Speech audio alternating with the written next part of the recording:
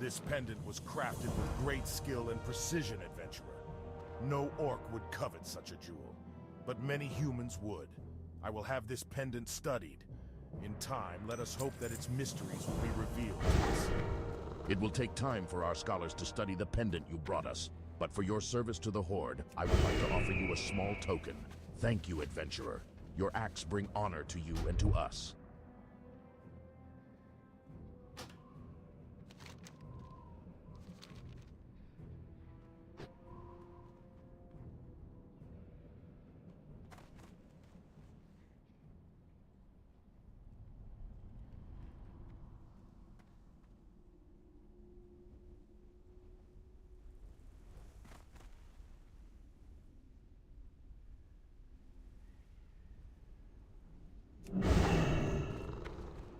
Strength! Listen closely to what you are told, and do not quickly trust or distrust.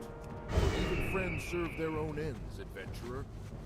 Our great war chief knows this, and to prove that there are warlocks within the Horde who do not wish to destroy it from within, or gain control over it, I have volunteered to aid our young leader in any way I can. I have been waiting for Uzeri to deliver this. Let me give you the herb mixture I prepared for his, well, experiments.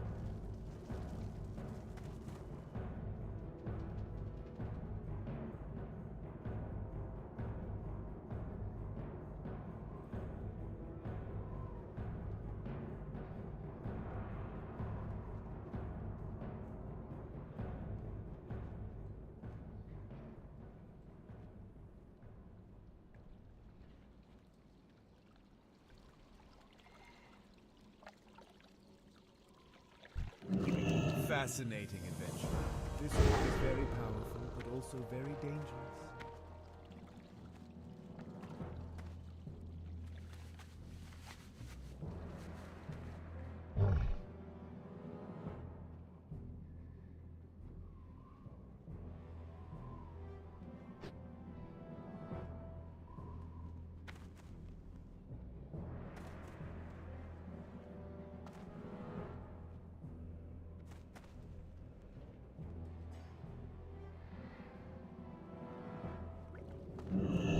Besides the grunts outside, my brothers and I fought at the Battle of Hyjal. Any who seek to steal from the bank must face us first. Strength!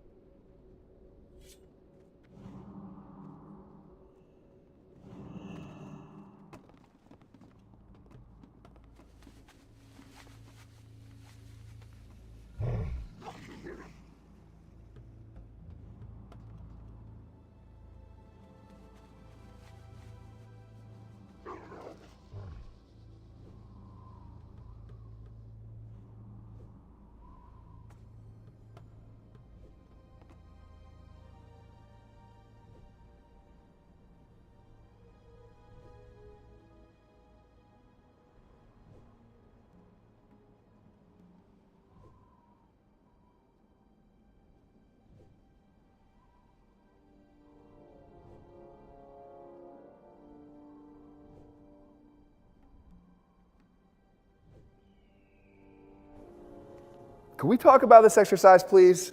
And maybe even stop doing it, depending upon what the other exercises you're doing in your program. You see, when it comes to training triceps, there's 3 heads that you want to train. The medial, lateral, and then the long head. The long head is the big meaty one that's actually responsible for the most size of your arm, so you're going to have to train it. Now when it comes to the triceps, the function of the medial lateral head is simply to extend the elbow. So if you have an extended elbow, you fully contracted those 2 heads. If you have a flexed elbow, you fully stretched those 2 heads. The same can be said for the long head too, except its attachment is actually unique and is back here on the shoulder blade. If I want to fully flex that head of the triceps, it's not just an extended elbow, but it has to also be back behind the body.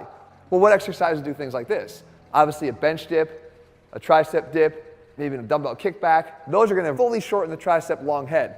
To fully stretch the long head, I don't just need a flexed elbow, but I need this arm to be up overhead, right opposite of the extension of the shoulder. I got to get in shoulder flexion. So we go back to this exercise. Why are you doing it? Because what a lot of people will do is check the box for saying that I'm getting a good stretch on my tricep long head here because my arms are up. But not really. You see, there's nothing really wrong with the exercise if you want to do it for its sole purpose, and that for me is to load the damn weight up, use a little bit of momentum, and involve your core so that you can actually overload this medial and lateral head exercise, because that's all it's doing. It's not doing an effective job on building up the long head, which again is responsible for most size. So what do you do instead? First of all, change the angle of where you have the cable. Stop going so high and put it more at about waist level. Take the rope, get it in position, and I'm going to step out, okay? And I want to get a good solid base. And this is where people miss a great opportunity with this back foot. You drive yourself into the ground with a good solid base here, and then you lock yourself in place by driving up into plantar flexion. I'm going fully up on my toes, and I'm not even working here to hold this. This is not like an active calf extension.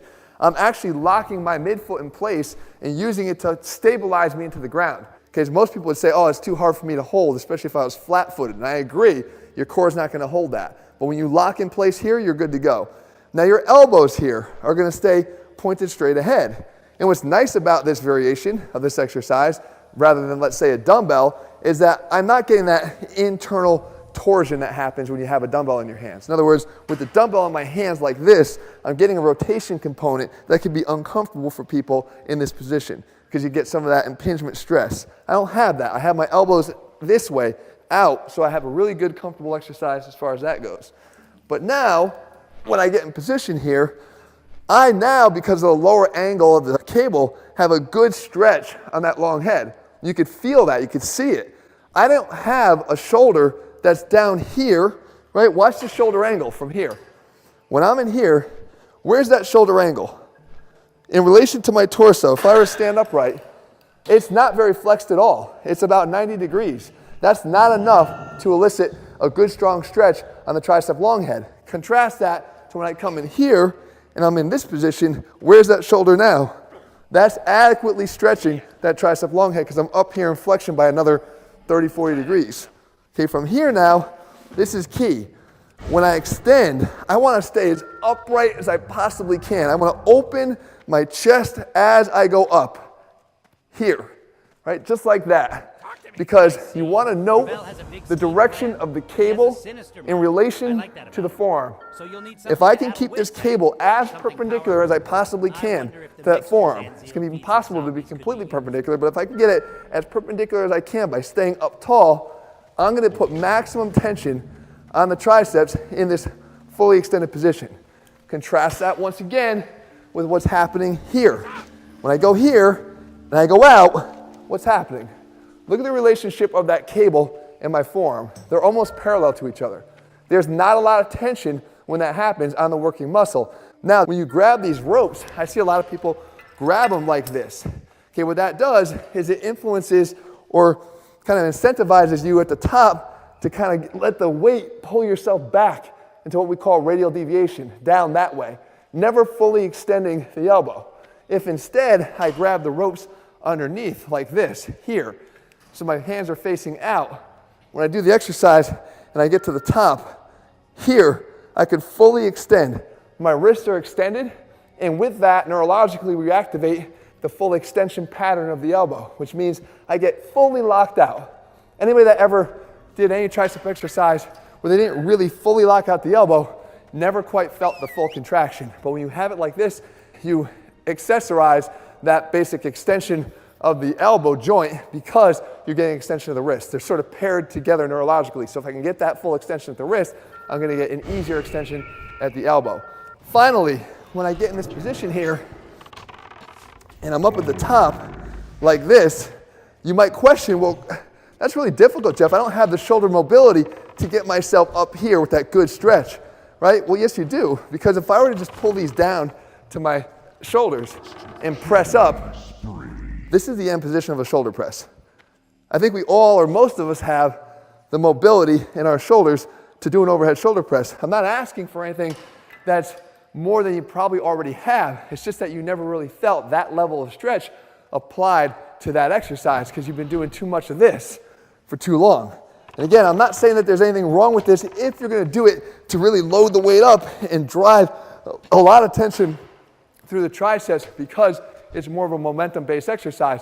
But when you want to have an impact on the tricep long head, you better get this thing to the position to actually get your arm up and apply that stretch to be able to get that. And again, complement that with some of the exercises that put you in that fully contracted or fully shortened position of the long head too, where your arm is back behind your body to fully complement your workout. Far too many people check the box, tricep long head stretch exercise. No, it's not. Pick something better. If you want to learn how to do a face pull properly, because it's another one people screw up, make sure you click this video here to watch that. Also, how to properly do a dumbbell one-arm row. There's not a day that goes by that I don't see someone doing my favorite exercise, the face pull. And while it makes my heart sing that they're doing it, the problem is they're f***ing it up, and that hurts. So what am I supposed to do? Well, make a video to show you how to do a face pull properly, and it starts right here with the attachment. Because if you're using one rope to do the exercise, you're already making a big mistake. Because the end position of the face pull is going to require that you're not here, but here. And one rope is never going to be wide enough to get your arms out in a wide enough position. So what do? Just add a second one to the attachment.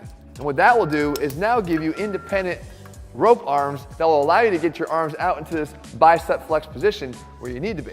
Now, if you have an extra long rope, then of course feel free to use it and maybe save one of those extra ropes you were using for someone who actually wants to do tricep pushdowns. But with your attachment decision all set now, next decision is how high do we set it? There's a simple way to get it right every single time.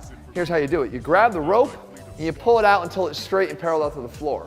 And at that height, these handles should be pointing straight here at about the level of my eyes. If they're any higher, you're going to start to get into a position where you can't even execute the right exercise. Because once they're up here, I'm no longer doing a face pull and I'm changing the mechanics of what I'm actually trying to train in the first place. Now, if you only have access to something incredibly high, like a pull-up bar that you're anchoring a band to, how would you account for this? You just have to change the orientation of your body. Because these ropes would have to come down here to be angled at your eye, so you just have to go and angle your body back at the same time to make sure that you're getting into the same end position. There's always a way if there's a will, but you gotta make sure you know what you're doing in the first place. But it's here that we actually make or break the exercise, because how you grip these two little ropes that are hanging down is gonna determine whether you're biomechanically capable of doing the exercise properly. And what most of us do is they go like this and like this with an overhand grip. And at that point, you've screwed yourself because you're not going to be able to do the exercise the right way. Instead, what you want to do is something I call hook them and hold them. You want to hook the ropes from underneath and then hold them from there. Because what this does is it's going to set you up to perform the exercise with external rotation. You can either turn on the rotator cuff or, in this case, turn it off. But there's one more thing you have to do. With this hook and hold grip, your thumbs have to be free and pointing back at you. Because as you'll see when we pull, you want those thumbs to guide the direction of your pull. So let's talk about that pull. There's two things that are going to influence what the pull will look like. Number one, it's the target point that we already kind of alluded to before. Number two, the width of the arms at the top, because I see all the time this closed down width at the elbow, and that's incorrect. What you want to do, again with the target point, is aim for that parallel position of the ropes at the top here that are going to align with your eyes. Okay, there's no way that if you're using two ropes, you're going to come anywhere close to contact with your face. So you really can't use your face as the end point or the target point. But what you want to do again is reinforce that the rope is traveling in the right direction, parallel to the ground, and again, even with your eyes. The width of the elbows, though, is critical. And that is at the end, I mentioned earlier, you want to act as if you're in the bicep flex position, where I could actually flex my arms in this position here with 90-degree elbow bends. So that means that as I go out, I want to maintain wider positioning of my elbows. I don't want my forearms to collapse. And you remember when we had that short rope, you were incapable of keeping the rope long enough to maintain this wider elbow position. Instead, you were in here. What that does is it internally rotates the shoulder. Well, I mentioned that grip again. If I grip overhand like this, I'm internally rotating. When I get to the top, you see people do this like this all the time, I'm in this internal rotation elevated position that puts the shoulder in a position that's not going to be comfortable for most. Get that hook and hold grip, and then with those thumbs pointed backwards, they act as a reinforcement to know you've done it properly, because those thumbs should be pointing back behind you at the end of every single repetition. With the elbows at 90 degrees and the thumbs pointing backwards, I've also ensured that external rotation that will turn on, as I said, the rotator cuff, a crucial part of the exercise being done properly. Now at this point, you've got a choice. You can either let the ropes go back to the stack, or you can do something else. And that is turn an exercise that's already great for training the rhomboids and rear delts and upper traps and rotator cuff, and actually now add some lower trap work by raising the ropes up over your head. And the benefit of this extra move is that it's actually training a muscle you're likely not training often enough as it is. The lower traps are essential in terms of normalizing the biomechanics of the shoulder when you do raise your arms up overhead. So anyone out there who gets any type of discomfort with overhead pressing is going to find that this additional part of the exercise is a godsend. And regardless of whether you took the option or not, getting the rope back to the stack is important too, because you can actually undo a lot of the benefits you've already done to this point by getting it wrong. And instead of actually just leading with your hands to get back there, which is just going to throw you back into that same internal rotation with elevation that we were trying to avoid when pulling the rope back, you want to instead think about doing like a pec deck exercise. Bring your elbows together this way to let the rope go back to the stack, rather than leading with the hands that are going to dump that shoulder into the internal rotation we don't want. Now, of course, when you do this exercise, you're going to want to treat it more like a corrective exercise. One where the purpose is not to just build immense amounts of muscle, but to neuromuscularly train muscles you're not training often enough. And that means quality of the repetitions matters most. And what I mean here is, instead of repping out sets of 15, think of it a different way. It might still be 15 reps, but it's 15 sets of 1. I want you to treat each rep deliberately and correctly to make sure that the form I just showed you here is the exact form that you use on every single rep that you perform. And so now with this quick face pull tutorial, you'll no longer be fucking up your face pulls again.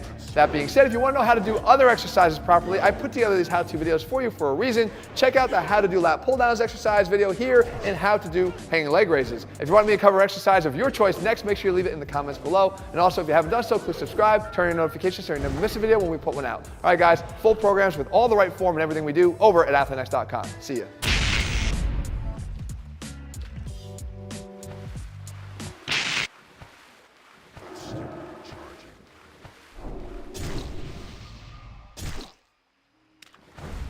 You got this one. Put it down. Come on, man. Let's go.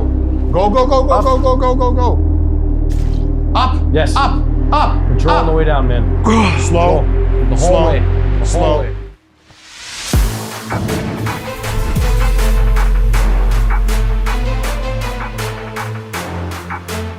Folks, I used to be Dr. Mike.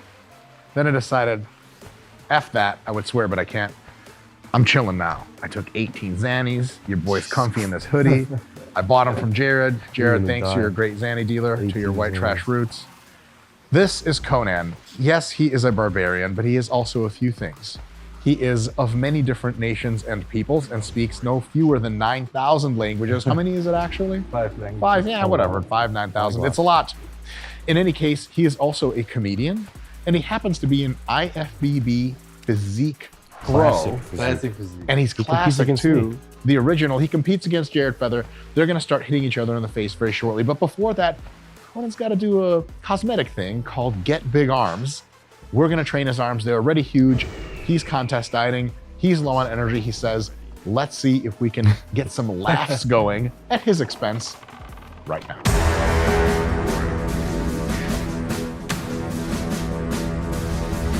Our handy dandy RP training app beta says that we have dumbbell skull crushers first. I programmed them in myself.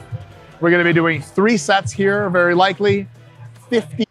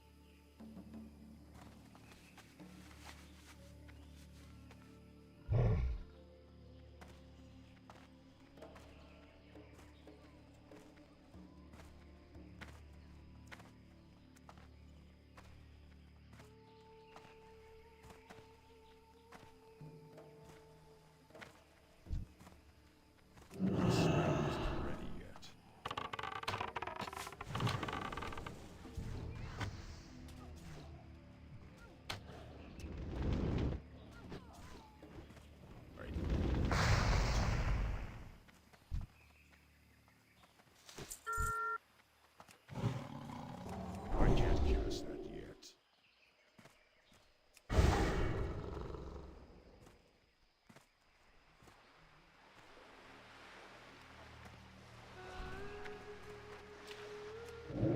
It's too far away. Not still charging. I'm out of range.